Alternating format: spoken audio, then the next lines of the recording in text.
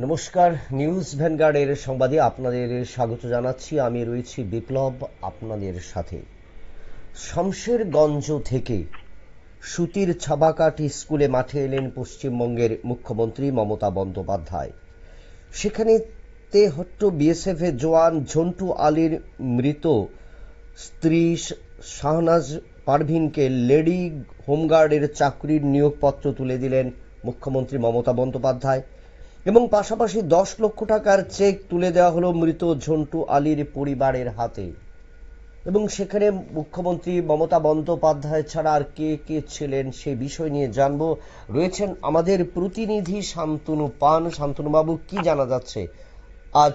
যে একেবারে দেখো, মুখ্যমন্ত্রীর যে পাবলিক মিটিং রয়েছে ইতিমধ্যেই কিন্তু তিনি জেলাতে রয়েছেন। শামশেরগঞ্জ থেকে তিনি সুতি ছাবাঘাটি স্কুল মাঠে যান এবং সেখানে তিনি যে তেহট্ট বিএসএফ জওয়ান ঝন্টু আলীর মৃত্যু ঘটেছিল এবং সেই মৃত্যুর পরিবারকে তিনি আমন্ত্রণ জানিয়েছিলেন ওখানে, এবং সেই মতোই লেডি কনস্টেবলের এটি চাকরির নিয়োগপত্র তুলে দেন। পাশাপাশি তার পরিবারের সুবিধার জন্য এবং তাকে আর্থিকভাবে সহযোগিতা করার জন্য 10 লক্ষ টাকার একটি চেক তুলে দেওয়া হয় পশ্চিমবঙ্গ সরকারের পক্ষ থেকে।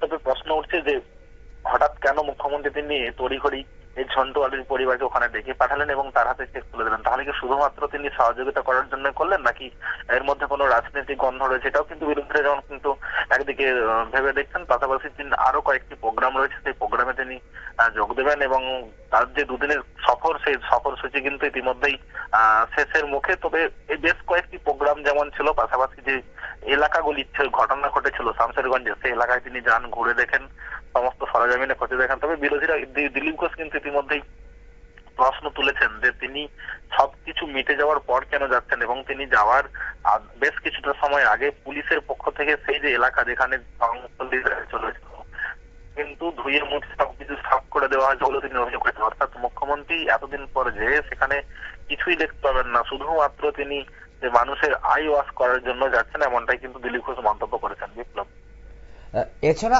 আর কি কি বিষয় জানা যাচ্ছে, বা মুখ্যমন্ত্রীর আর কোন কোন কর্মসূচি ছিল আজকের দিনে, যেখানে তিনি গেলেন, ঝন্টু আলীর পরিবারের প্রতি তিনি চাকুরির অফার তুলে দিলেন এবং টাকা নগদ অর্থ তুলে দিলেন?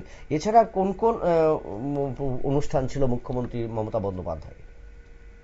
শামশেরগঞ্জে যারা ক্ষতিগ্রস্ত হয়েছিল এই সাম্প্রদায়িক যে সংস্থা, সেই সংস্থার ফলে সেখানে আগুন জ্বলেছিল, আমরা দেখেছিলাম। বেশ কিছু পরিবার বাড়ি ছাড়া হয়েছিলেন। তো সেই যারা ক্ষতিগ্রস্ত হয়েছিলেন তাদের পরিবারের পিছনে 10,000 টাকা, তাও 20,000 টাকা বিভিন্ন সময় বিভিন্ন ভাবে যারা সমস্যার সম্মুখীন হয়েছেন তাদেরকে সরকারের পক্ষ থেকে সাহায্য করা হয়েছে এবং সেই এলাকাগুলি ঘুরে দেখেছেন এবং প্রশাসনিক বৈঠক করেছেন।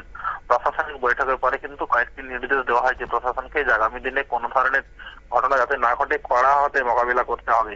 পাশাপাশি তিনি পাবলিক মিটিং এর মধ্য দিয়ে প্রকাশ করতে এটাই চাইছেন যে কোনো ধরনের কোনো বড় সড়ো ঘটনা ঘটেনি এবং সাময়িকভাবে যে সমস্যা হয়েছিল তা কিন্তু সম্পূর্ণভাবে রাজ্য সরকার মোকাবিলা করেছে, এমনটাই তিনি বার্তা দিতে চেয়েছেন।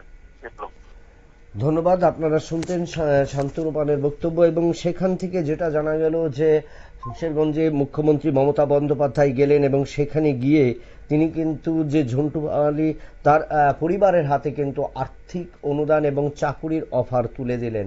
এবং এই ঘটনাকে ঘিরে মুখ্যমন্ত্রীর এই সফরকে নিয়ে কিন্তু বিরোধীদের মধ্যে নানা প্রশ্ন উকি দিচ্ছে, এবং নানা প্রশ্ন কেন এত এই ঘটনা সংঘটিত হওয়ার পর মুখ্যমন্ত্রী সেই জায়গাতে পৌঁছালেন। নিয়ে নিচ্ছি একটা ছোট্ট বিজ্ঞাপন বিরতির, সঙ্গে থাকুন।